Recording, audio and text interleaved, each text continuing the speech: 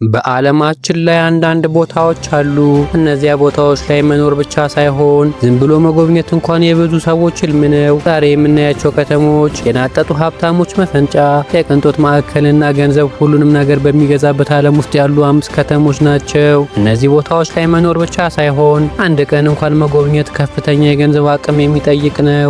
የዓለማችንን ሀብት የሚቆጣጠሩ፣ ኢንዱስትሪዎችን የሚመሩና የዘመናዊነትን ጥግ የሚወክሉ ግለሰቦች የሚኖሩባቸው እነዚህ ከተሞች የየራሳቸው የሆኑ ምስጢራዊ መጋረጃዎች አሏቸው። ከአቡዳቢ የአሸዋ ተራሮች እስከ ሞናኮ የባህር ዳርቻዎች ድረስ እያንዳንዱ ከተማ የየራሱ የሀብት ምልክት አለው። ዛሬ በመንገደኞቹ ቻናላችን መግቢያው ገንዘብ ብቻ በሆነበት ህልም በሆነው የቅንጦት ዓለም ውስጥ ጉዞ እናደርጋለን።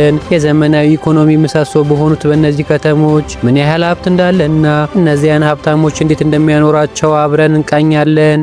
አምስተኛ አቡዳቢ ዩናይትድ አረብ ኤሚሬትስ።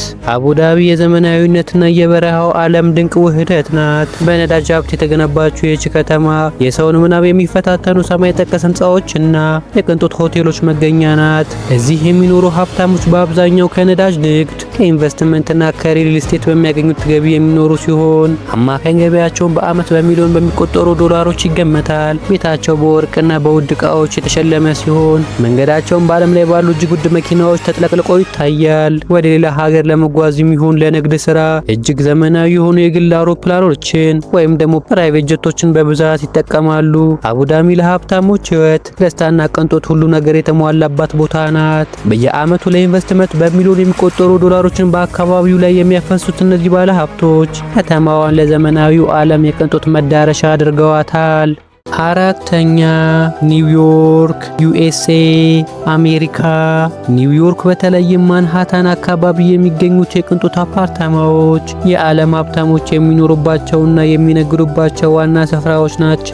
እዚህ ከተማ ውስጥ አንድ መኖሪያ ቤት በቢሊዮን በሚቆጠሩ ዶላሮች ሊያወጣ ይችላል። ከተማዋ የንግድ የጥበብ እና የፋሽን ማዕከል በመሆኗ ለሀብታሞች የኑሮ ምርጫ ቀዳሚ ናት። በዚህ ከተማ ውስጥ የሚሰሩ ስራዎች የቴክኖሎጂ፣ የፋይናንስ እና የመዝናኛ ኢንዱስትሪን የሚያካትቱ ሲሆን ባለሀብቶች በየዓመቱ ከ5 ሚሊዮን ዶላር በላይ ያገኛሉ። እዚህ ለሚኖሩ ሀብታሞች ጊዜ ገንዘብ ነው። ስለዚህ ለመጓጓዣነት የግል ሄሊኮፕተሮችን ይጠቀማሉ። መኖሪያ ቤቶቻቸው እጅግ ዘመናዊና ሰማይ ጠቀስ ናቸው። በዘመናዊ የደህንነት ስርዓትም ይጠበቃሉ።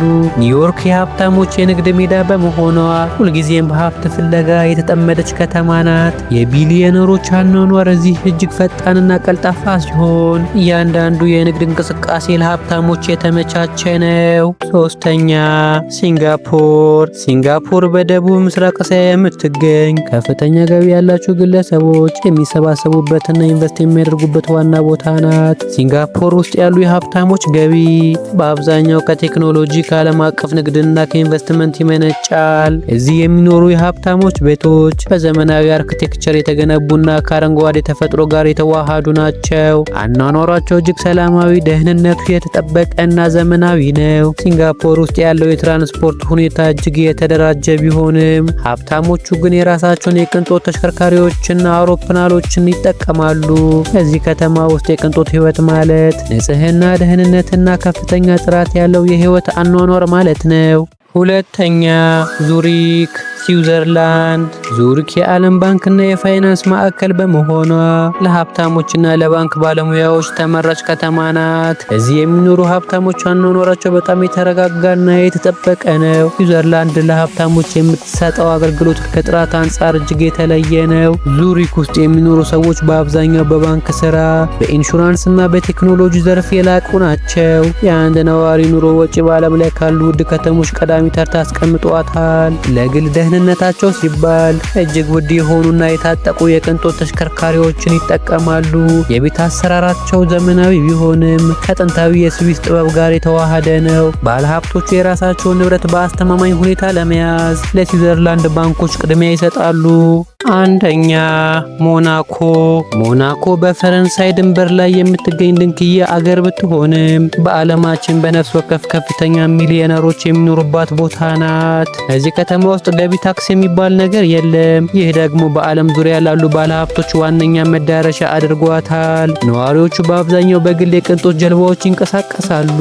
በመንገዶቿ ላይ እንደ ቡጋቲ፣ ፌራሪና ላምበርጊኒ ያሉ እጅግ ውድ መኪናዎች እንደ ተራ ታክሲ ይታያሉ። ሀብታሞቹ የተሰማሩበት ስራ የኢንቨስትመንት አስተዳደር እና የቅንጦት አገልግሎት መስጠት ናቸው። በሞናኮ የኑሮ ውድነት እጅግ ከፍተኛ ከመሆኑ የተነሳ አንድ ተራ ቱሪስት እንኳን ለቀናት ለመቆየት ከፍተኛ በጀት መያዝ ይኖርበታል። መዝናኛቸው ደግሞ በታዋቂው የሞንቴ ካርሎ ካሲኖ እና በልዩ የፎርሙላ ዋን ውድድሮች የተሞላ ነው። እዚህ መኖር ለሀብታሞች ብቻ የተፈቀደ የሚመስል አኗኗርን ያሳያል። እነዚህ አምስቱ ከተሞች የሀብታሞች መፈንጫ ብቻ ሳይሆኑ የዘመናዊው ዓለም የኢኮኖሚ አቅም ማሳያዎችም ጭምር ናቸው። እያንዳንዱ ከተማ የራሱ የሆነ የቅንጦት መገለጫ እና የአኗኗር ስልት አለው። ታዲያ ከነዚህ ከተሞች ውስጥ በአንዱ ለመቆየት የሳምንት ወጪ ቢሸፈንሉ የትኛውን ከተማ ይመርጣሉ?